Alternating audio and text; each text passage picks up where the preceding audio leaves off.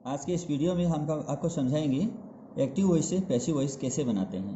तो active voice से tense का जो ये वाक्य है ये एक्टिव वॉइस ही है, ठीक है ना। एक्टिव वॉइस में सब्जेक्ट का होना जरूरी है, वर्ब का होना जरूरी है और ऑब्जेक्ट का होना जरूरी है, तो ये इसका पैसिव वॉइस बन जाता है, ठीक है।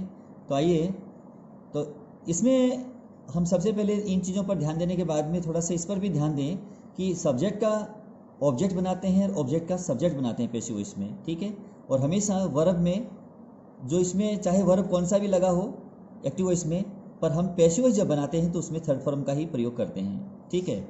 और प्रत्येक मॉडल के बाद में हम बी का यूज़ करते हैं, उसके बाद थर्ड फॉर्म का यूज़ करते हैं, जैसे shall be, will be, can be, should be, ऐसे इसके बाद में थर्ड फॉर्म का यूज़ करते हैं। तो ये मॉडलों की बात हुई। और उसके बाद में अगर मान लीजिए वर्ब से पहले टू आया है तो टू भी थर्ड फॉर्म कर देते हैं उसका, ठीक है। इन्फिनिटिव का टू भी थर्ड फॉर्म कर देते हैं उसके अंदर। अब जो कंटिन्यूस का वाक्य होता है तो उसमें हम बीइंग थर्ड फॉर्म का यूज़ करते हैं, ठीक है। और बाकी इंडेफिनेट होता है तो उसमें अगर प्रेजेंट का इंडेफिनेट है तो इज एम आर करके उसमें थर्ड फॉर्म करते हैं, या पास्ट इंडेफिनेट है तो उसमें वॉज वर करके थर्ड फॉर्म करते हैं। और डब्ल्यूएच वाले प्रश्नवाचक शब्द अगर वाक्य हैं आपका, मान लीजिए सेंटेंस आपका डब्ल्यूएच वाले शब्दों से प्रश्नवाचक है तो उसका उसी शब्द से प्रश्नवाचक में ही पैसिव वॉइस बना दिया जाता है। चलिए आइए देखते हैं। पर देखना ये है कि इसमें ऑब्जेक्ट को जब सब्जेक्ट बनाते हैं उसमें दिक्कत नहीं है, जैसे कि मी का सब्जेक्ट आई होता है तो इसमें कोई दिक्कत नहीं आई। लेकिन जब आई का ऑब्जेक्ट लिखना होगा ना तो सीधा मी नहीं लिखा जाएगा ऑब्जेक्ट के बाद में, वर्ब के बाद में जब हम लिखेंगे आई का ऑब्जेक्ट लिखना चाहते हैं तो बाय मी करना होगा, ठीक है ना। जैसे अब सी का बाय हर करना पड़ेगा, ठीक है। उसके बाद में क्या करना, ही का बाय हिम करना पड़ेगा, ठीक है ना। उसके बाद में दे है तो बाय देम करना होगा। वैसे दे अनइम्पॉर्टेंट सब्जेक्ट भी होता है, ठीक है ना, इसको हम छोड़ देते हैं। अब जैसे अब इट है तो बाय इट कर देते हैं। अगर नाउन है जैसे मान लीजिए हरी है तो बाय हरी कर देंगे, ठीक है ना। तो इस प्रकार से हम क्या करते हैं कि उस ऑब्जेक्ट को लिखने से पहले, ऑब्जेक्टिव केस को पेश करने से पहले हम बाय का यूज़ करते हैं। आइए कुछ वाक्यों के जरिए आगे बढ़ते हैं। When will you return my book. अब ये जो पैसिव वॉइस है, आपको एक्टिव वॉइस से पैसिव वॉइस बनाने से पहले टेंस का ज्ञान होना जरूरी है। और टेंस जानने के बाद ही आप एक्टिव वॉइस को पहचानेंगे और ये कौन सा टेंस में है, फिर आप इसको पैसिव वॉइस बना सकते हैं। अगर आपको टेंस का ज्ञान नहीं है तो पैसिव वॉइस आप नहीं बना पाएंगे। कुछ लोगों का इरादा होता है, क्या करते हैं, उकसावे वाली बात करते हैं कि आप बिना टेंस को जाने भी आप लिख सकते हैं, बोल सकते हैं, लेकिन ऐसा नामुमकिन होता है, बिल्कुल नामुमकिन है ये। देखिए आज का sentence, when will you return my book, तुम मेरी पुस्तक कब लौटाओगे। अब ये जानकारी हुई तभी ना, टेंस का वाक्य जब टेंस आएगा तभी इसकी हिंदी बनेगी ना, नहीं तो हिंदी भी नहीं आएगी आपको कि इसमें लौटाओगे या लौटाया था या लौटाया जाएगा, क्या लिखा है इसमें। तो ये तो हिंदी तो तब आएगा ना जब इसकी आपको प्रैक्टिस होगी, टेंसों की जानकारी होगी। When will you return my book, तुम मेरी पुस्तक कब लौटाओगे। तो व्हेन का मतलब कब होता है, और यही व्हेन अगर दो वाक्यों के बीच में आए, दो क्लाउजों के बीच में आए तो जब हो जाएगा इसका अर्थ, ठीक है ना। तो एक तो बीच का अर्थ होता है, एक शुरू का अर्थ। तो अब ये प्रश्नवाचक के रूप में है, शुरू का अर्थ है इसका, तो इसका अर्थ होगा कब। तो व्हेन का व्हेन आ जाएगा, WHEN, व्हेन। अब विल का क्या होगा, विल का विल ही आ जाएगा, विल का विल लगा दीजिए, क्योंकि इसमें हमें कोई दिक्कत नहीं होगी। अब ये हुआ सब्जेक्ट, ये वर्ब है, ये ऑब्जेक्ट है। ये ऑब्जेक्ट आपका ये है, ये तो पजेसिव एडजेक्टिव है, तो हमें इसको सब्जेक्ट बनाना होगा। तो व्हेन विल तो हमने लगाई रखा है पहले से, व्हेन विल माई बुक, अब यहाँ हो जाएगा माई बुक। अब इसमें क्या है, ये माई बुक हो गया, ये बन गया इसका subject.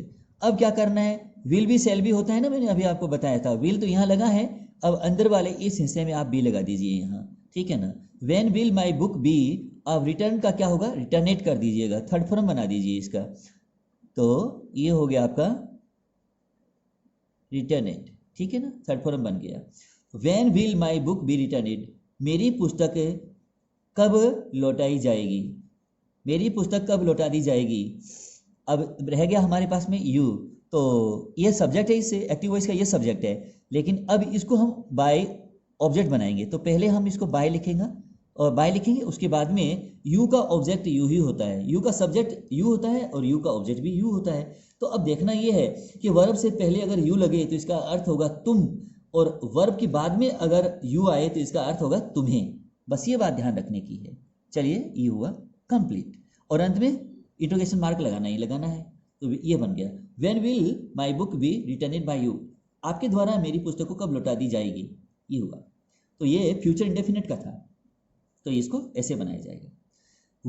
Why were you laughing at Sita, तुम सीता की तरफ क्यों हंस रहे थे, आप सीता की तरफ क्यों हंस रहे थे, तो वाई का वाई से ही बन जाएगा, कोई दिक्कत नहीं, वाई का वाई से बन जाएगा।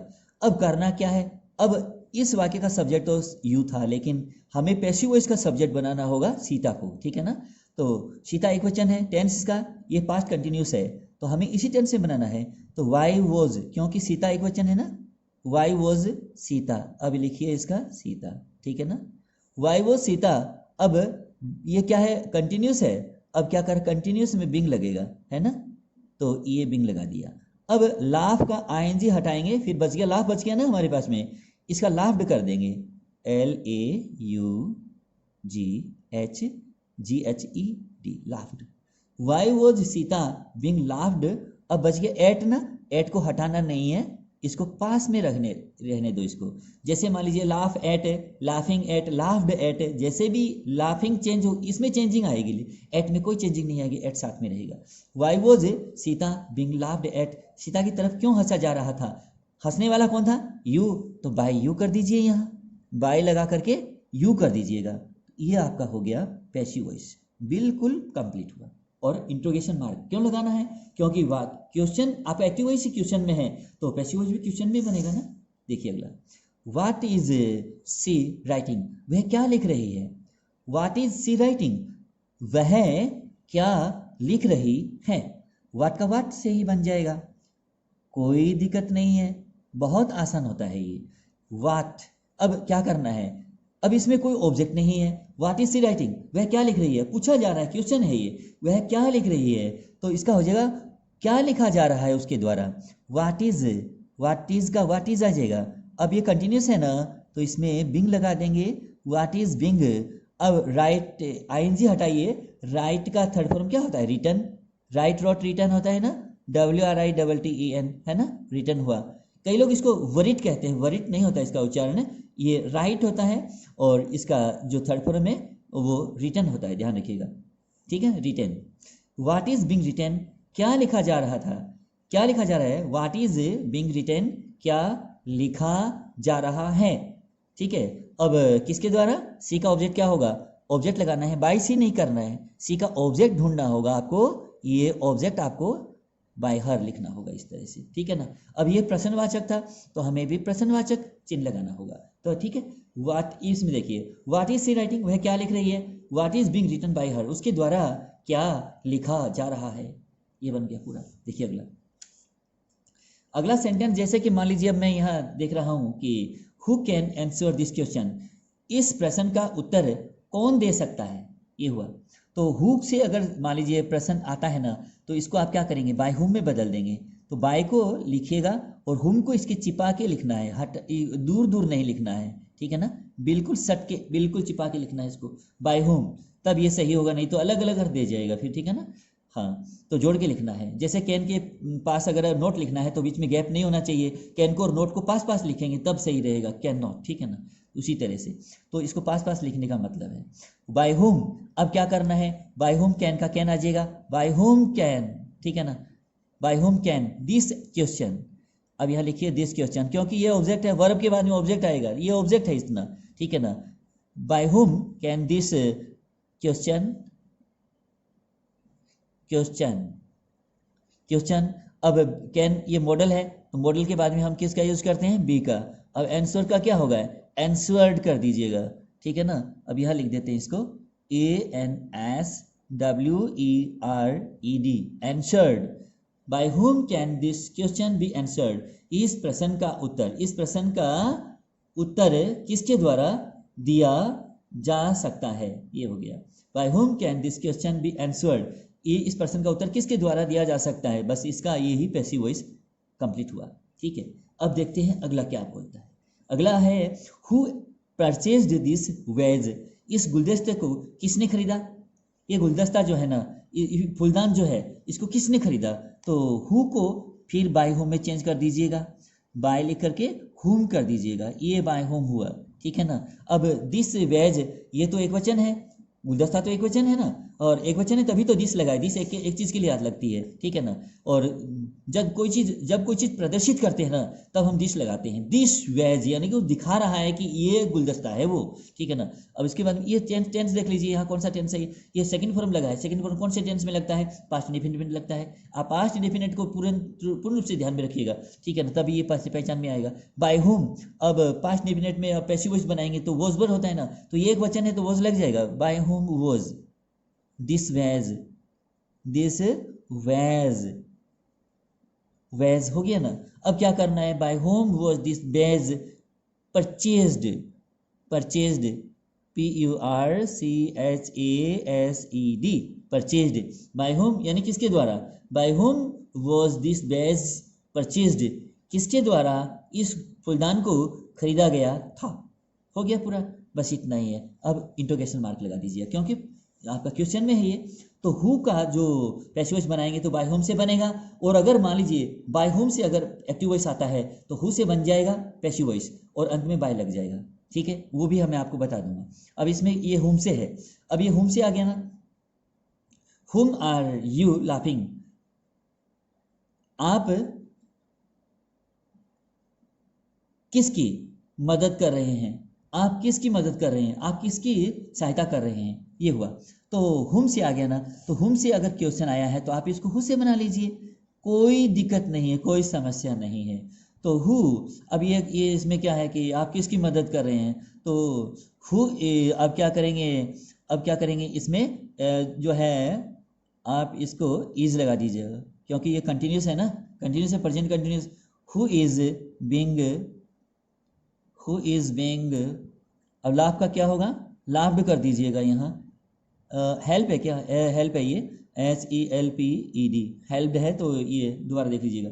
तो हु इज बीइंग हेल्प्ड, अब अंत में क्या लगाना है, बाय लगाना है, ठीक है ना, बाय लगा दिया। अब क्या करना है, यू लगाना है, यहाँ ये लगा दिया यू। अब ये कंप्लीट हुआ, ठीक है, और अंत में इंटरोगेशन मार्क लगाइएगा। अब इसमें क्या बन गया, हुम आर यू हेल्पिंग, तुम किसकी मदद कर रहे हो। Who is being loved by you, आपके द्वारा किसकी मदद करी जा रही है। Who is being loved by you, helped by you, आपके द्वारा किसकी सहायता की जा रही है। Who is being helped by you, आपके द्वारा किसकी मदद करी जा रही है। तो इस प्रकार से, थोड़ा मैं जल्दी में हूँ इसलिए थोड़ा सा जल्दी समझा रहा था इसलिए। अब देखिए अगला कि सी इज टू कुक फूड, उसे भोजन पकाना है। अब ये टेंसों में नहीं आता ना, ये टेंसों में नहीं होता है, ये उसे भोजन पकाना है, ये हुआ, उसे भोजन पकाना है, ठीक है ना। अब क्या करना है इसका, अब भोजन को क्या है, भोजन को लगा, ये क्या है, वर्ब के बाद में क्या है, ऑब्जेक्ट हुआ, तो ये लगा लीजिए फूड, ये ऑब्जेक्ट हुआ, ऑब्जेक्ट को हमने सब्जेक्ट बना दिया। ये क्या पैसिव स्ट्रक्चर में बनाया जा रहा है इसको, ठीक है ना, पैसिव, भोजन एक वचन है तो इसका इज ही आ जाएगा। फूड इज, ये भी एक वचन है, तो मात्रावाचक चीज़ है ना, मात्रा बताने वाली चीज़ है, भोजन की मात्रा होती है, ठीक है, इसकी संख्या नहीं होती।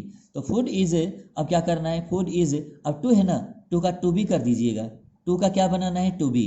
अब कुक का क्या करना है, कुकड करना है, COOKED, कुकड, ठीक है ना, ये बन गया। Food is to be cooked, भोजन को पकाया जाना है, टू बी का मतलब जाना या होना, ठीक है ना, तो ये हुआ।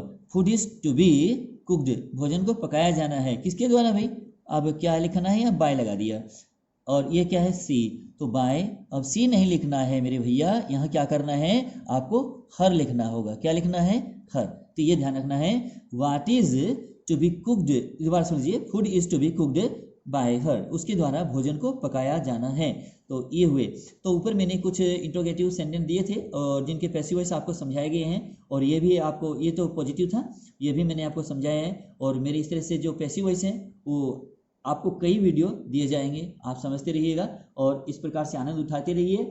और पसंद आए मेरे वीडियो आपको और आपके लिए जीवन में सहायक बने तो मेरी इस वीडियो को अधिक से अधिक लाइक कीजिएगा, शेयर कीजिएगा और सब्सक्राइब कीजिएगा अधिक से अधिक मेरे इस चैनल को। Thank you.